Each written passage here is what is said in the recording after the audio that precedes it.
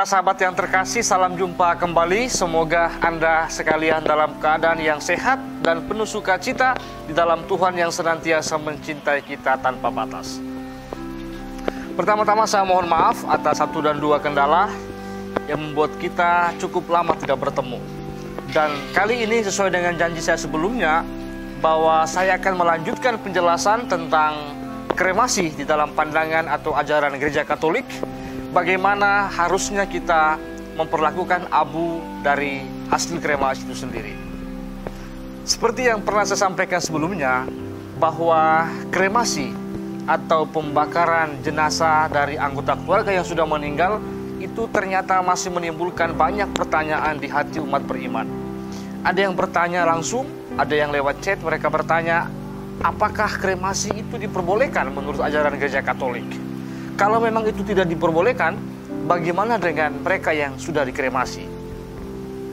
Berikut ini adalah sedikit penjelasan mengenai latar belakang, pemakaman, atau penguburan, dan juga kremasi di dalam sejarah ajaran Gereja Katolik.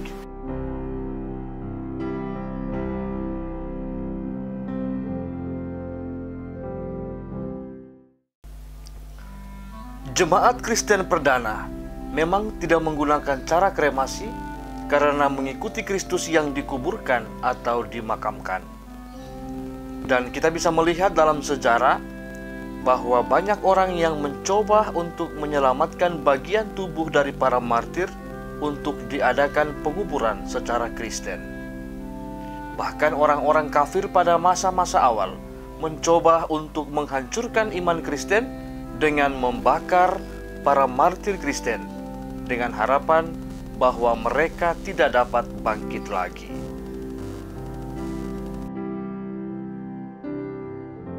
Alasan utama bahwa pada masa-masa awal gereja tidak memperbolehkan kremasi karena begitu banyak praktek-praktek dari para kafir dan juga Freemasons, sebuah organisasi kemasyarakatan yang bergerak di bidang kemanusiaan yang mengkremasi orang yang meninggal. Dan bagi jemaat Kristen yang mengkremasikan tubuh orang yang meninggal, dikhawatirkan mengikuti jejak para kafir dan Freemasons yang tidak percaya akan kebangkitan badan.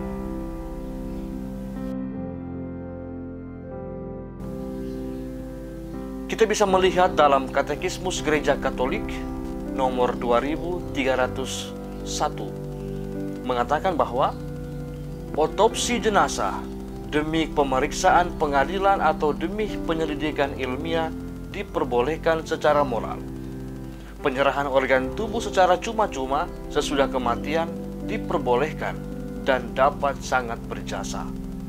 Gereja mengizinkan pembakaran mayat sejauh ini tidak ingin menyangkal kepercayaan akan kebangkitan badan. Dan Kitab Hukum Katolik juga mengatakan gereja menganjurkan dengan sangat agar kebiasaan saleh untuk mengebumikan jenazah dipertahankan. Namun gereja tidak melarang kremasi kecuali cara itu dipilih demi alasan-alasan yang bertentangan dengan ajaran iman Kristiani.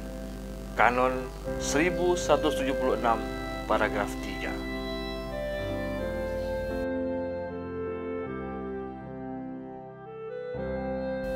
Hal yang lain juga, ada banyak alasan kepraktisan di mana ada banyak negara yang mempunyai keterbatasan tanah, misalkan Singapura yang tidak mempunyai tempat penguburan yang cukup.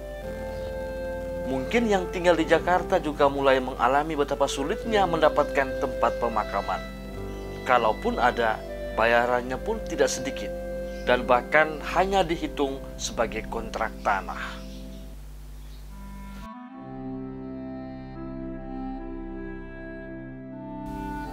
Nah, dari pendasaran-pendasaran di atas, kita bisa menarik kesimpulan bahwa seorang Katolik kalau meninggal sebaiknya dikubur atau dimakamkan.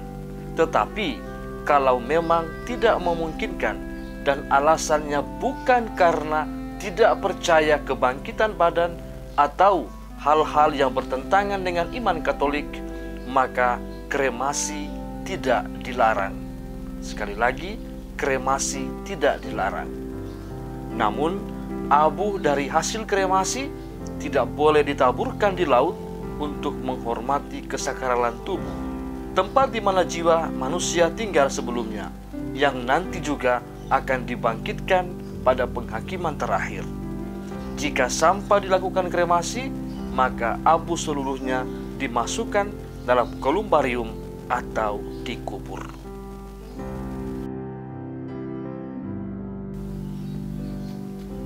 Jadi sekali lagi, untuk mengetahui pandangan gereja tentang kremasi, maka kita harus juga mengetahui latar belakang mengapa pada awalnya gereja tidak memperbolehkan kremasi. Pada awalnya gereja tidak memperbolehkan kremasi karena ada satu waktu sebagian orang menyangkal adanya kebangkitan badan dan dengan sengaja membakar mayat sebagai manifestasi ketidakpercayaan mereka. Oleh karena itu, gereja menekankan bahwa umat beriman yang sudah seharusnya percaya akan kebangkitan badan tidak boleh mengkremasi jenazah. Namun dalam perkembangannya, kremasi jenazah tidak lagi dihubungkan dengan ketidakpercayaan akan kebangkitan badan, namun lebih kepada alasan kepraktisan. Oleh karena itu, gereja mengatakan di Katekismus Gereja Katolik nomor 2301 bahwa gereja mengizinkan pembakaran mayat sejauh ini tidak ingin menyangkal kepercayaan akan kebangkitan badan. Jadi, sikap gereja ini justru timbul untuk melindungi pengajaran kebangkitan badan. Dan pengajaran seperti ini dan juga pengajaran-pengajaran yang lainnya tidak akan berubah.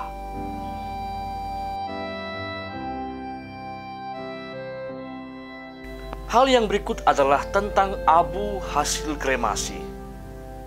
Pada prinsipnya, dalam gereja Katolik ada pedoman atau ketentuan umum dalam hal penanganan jenazah, yakni sebaiknya dikubur atau jika oleh keluarga dengan pertimbangan ini itu diputuskan untuk dikremasi, maka sesudah kremasi abu jenazah dikuburkan atau diletakkan di dalam kolumbarium.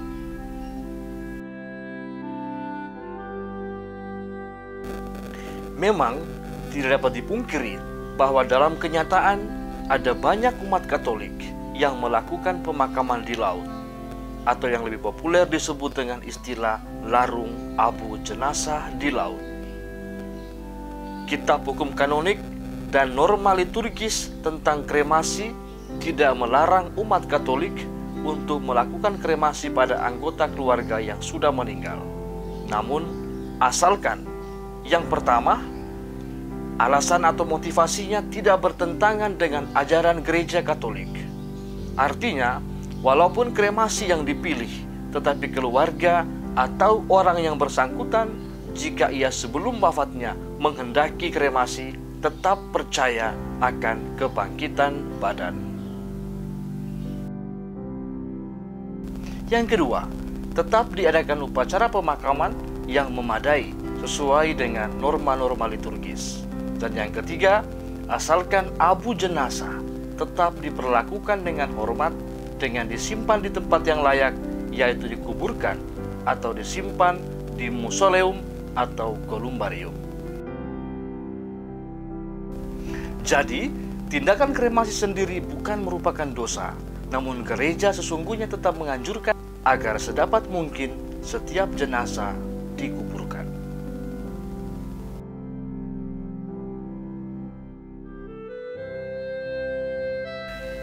Menurut Kongregasi Penyembahan Ilahi, mengenai ketentuan tentang pemakaman Kristiani, dikatakan bahwa abu jenazah yang dikremasi harus diperlakukan dengan penghormatan yang sama dengan tubuh manusia asalnya.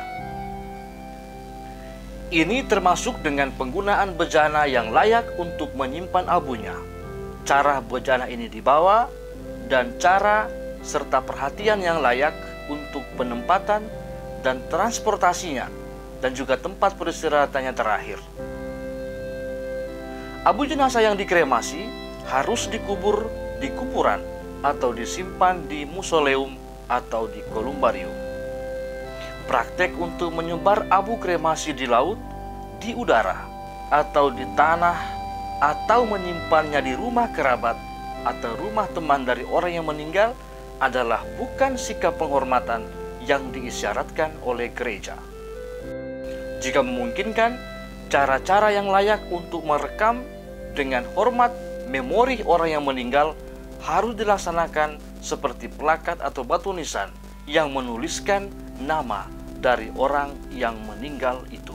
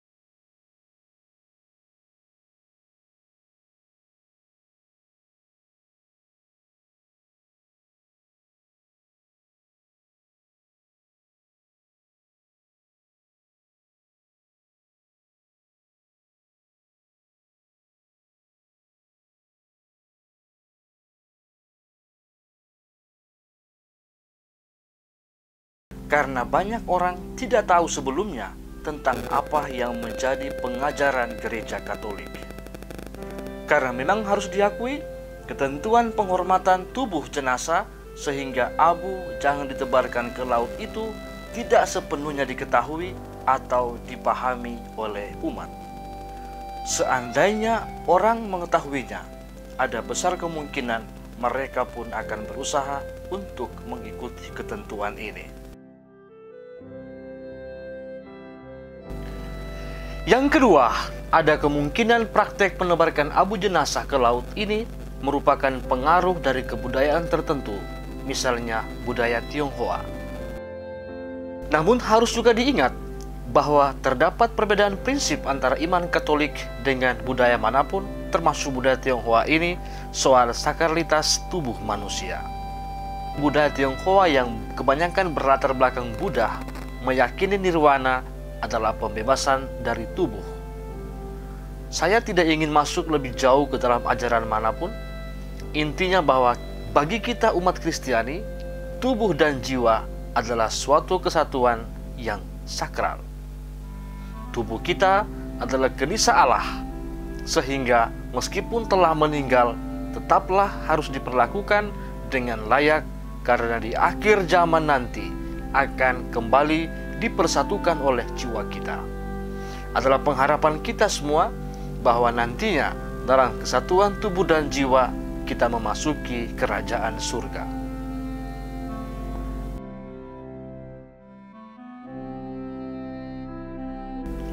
Bahwa ada faktor biaya yang mungkin lebih mahal daripada kolumbarium atau abu dikuburkan, itu memang suatu yang perlu dicari jalan keluarnya bersama, entah dari perorangan ataupun komunitas.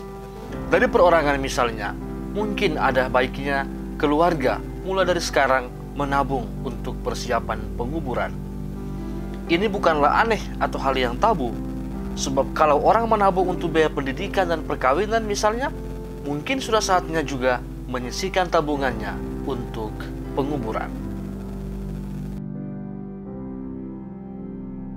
Dari pihak komunitas, Semoga akan ada lebih banyak lagi sarana kolumbarium atau penguburan abu, entah yang dikoordinasikan oleh pihak paroki ataupun oleh umat awam.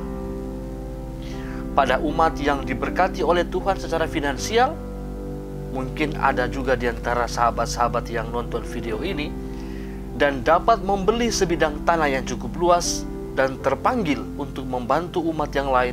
Dalam hal ini, dapat saja menjadikan tanah itu sebagai lahan pekuburan abu atau kolumbarium dengan biaya yang tidak mahal dan dapat dijangkau bahkan oleh keluarga yang miskin.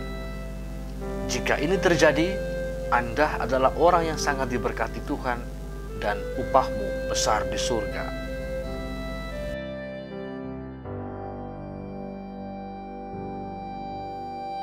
Pada prinsipnya, kita mengetahui bahwa Tuhan menghendaki kita menghormati tubuh jenazah, sehingga cara yang dianjurkan adalah menguburkan, atau jika dikremasi, abunya dikubur atau disimpan dalam kolumbarium. Supaya dengan demikian, jenazah tetap dapat dihormati, dikenang, didoakan, dan makam mereka dikunjungi dan dikenali oleh keturunan mereka. Dengan demikian, keturunan mereka juga memperoleh kesempatan merenungkan misteri kehidupan, kematian, kehidupan kekal, dan persekutuan orang-orang kudus yang tak terputus oleh maut, terutama pada saat mereka mengunjungi makam atau kolumbarium tersebut.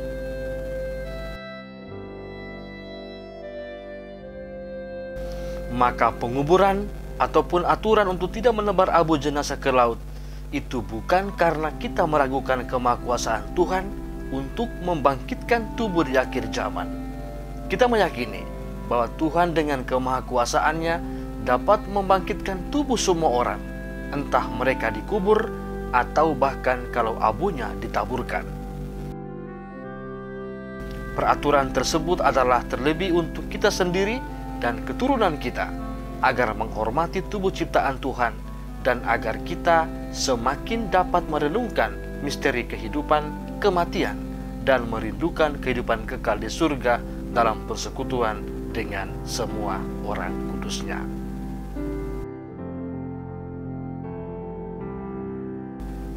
Sekarang, bagaimana kalau sudah terlanjur ada anggota keluarga yang sudah dikremasi dan dilarung abunya ke laut?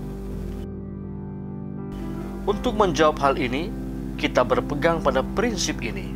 Seseorang tidak dapat dikatakan berdosa berat jika melakukan sesuatu karena tidak tahu kalau itu perbuatan yang salah atau dosa. Maka, jika hal itu sudah terlanjur dilakukan, tidaklah menjadi sesuatu masalah yang besar. Cukuplah kita memohon ampun di hadapan Allah karena tidak mengetahui bagaimana caranya menghormati jenazah sesuai dengan kehendaknya. Namun selanjutnya, setelah kita memahami ajaran ini, sedapat mungkin kita harus berusaha untuk menaatinya. Jangan lupa bahwa sebagai umat Katolik tidaklah dibenarkan kita menempatkan pendapat pribadi di atas pengajaran gereja, apalagi jika kita sendiri mengetahui alasan-alasannya yang sungguh sesuai dengan Alkitab. Maka mari kita bersama-sama berusaha untuk melaksanakan, meluaskan ajaran ini dan mempersiapkan diri kita untuk melaksanakan kehendak Tuhan sampai pada akhirnya, termasuk sampai pada saat kita tidak lagi hidup di dunia ini. Ini adalah bentuk sederhana pelaksanaan sabda ini. Sebab jika kita hidup untuk Tuhan. Dan jika kita mati untuk Tuhan. Jadi baik hidup atau mati, kita adalah milik Tuhan. Roma 14 ayat 8. Maka dalam keadaan apapun, hidup atau mati, sebaiknya kita memenuhi apa yang menjadi kehendaknya agar sungguh-sungguh kita dapat dikatakan sebagai anak-anak kesayangannya. Rumah Abu ini berdiri tahun 2005, jadi baru 15 tahun ya. Jumlah kotak ada 2.320 kotak, untuk jumlah abunya sudah sekitar 2.060 abu. Untuk dilarung karena mereka kebanyakan sudah pada dilarung, jadi ya sudah dilarung seperti itu. Kalau untuk disimpan kebanyakan karena mereka memang ingin menunggu orang tuanya atau salah satu dari saudaranya datang, nanti simpan dulu baru nanti pada akhirnya akan dilarung juga. Apalagi situasi pandemi seperti ini, kotak di kami sangat terbatas karena banyak keluarga yang menunggu saudara-saudaranya yang tidak bisa pulang ke Jakarta untuk melihat abu almarhum. Jadi mereka simpan 1 tahun untuk menunggu mereka bisa pulang ke Indonesia. Setelah itu mereka akan dilarung.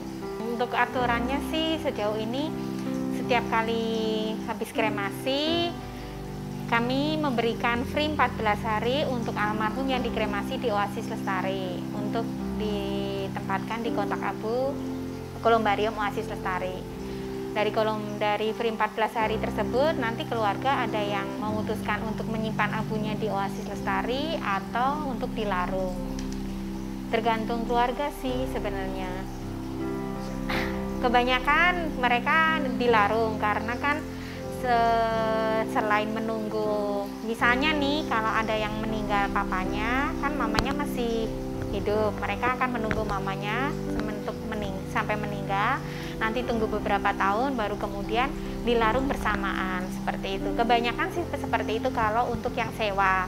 Tapi kalau memang orang tuanya sudah dilarung, biasanya mereka akan langsung dilarung saat itu juga. Karena kebetulan juga di Oasis Lestari ini tidak semuanya beragama Kristen Katolik, ada juga yang beragama Hindu, Buddha, dan biasanya Buddha itu kalau kremasi setelah itu langsung dilarung. Tapi kan kalau Buddha itu kan ada perhitungan, misalnya mau hari apa, tanggal jam berapa, nah biasanya mereka keluarga tunggu seperti itu. Secara Katolik itu sama saja ditenggelamkan atau dimakamkan di dasar laut. Berbeda dengan agama yang lain seperti misalnya agama Buddha. Kalau agama Buddha itu kan larung itu kan abunya disebar. Nah, untuk agama Katolik, aturan gereja Katolik, aturan pelarungan tidak boleh seperti itu. Aturan pelarungan adalah abu harus ditenggelamkan ke dasar laut bersama gujinya. Jadi seolah-olah itu dilakukan di pemakaman di dasar laut seperti itu.